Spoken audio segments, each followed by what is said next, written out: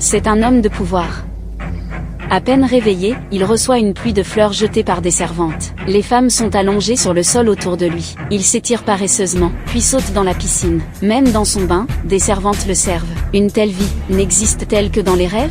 Mais il n'est pas un simple mortel, il est Horus, le dieu du ciel. Il mesure 6 mètres de haut, et dans leurs veines ne coule pas du sang, mais l'or divin est noble. Aujourd'hui est le jour où Horus hérite du trône. Mais un homme interrompt la cérémonie. C'est Seth, le dieu du désert, et aussi l'oncle d'Horus. On aurait pu croire qu'il venait offrir ses félicitations, mais voilà qu'il poignarde son frère. Il en a assez du règne de son frère. Il voit son frère profiter chaque jour d'une vie luxueuse, alors que lui souffre dans le désert. Il veut donc le remplacer sur le trône, et menace les dieux pour qu'ils se soumettent à lui. Voyant son père assassiné, Horus est submergé par la rage et le chagrin. Il prend les armes et veut se battre contre Seth.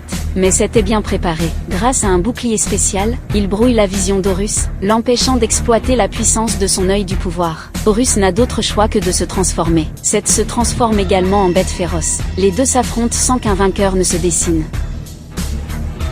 À cet instant précis, des soldats lèvent des boucliers réfléchissants, obstruant la vue d'Horus. Seth en profite pour attaquer, et en un instant, il le ramène à sa forme originelle, lui arrachant son œil divin du pouvoir.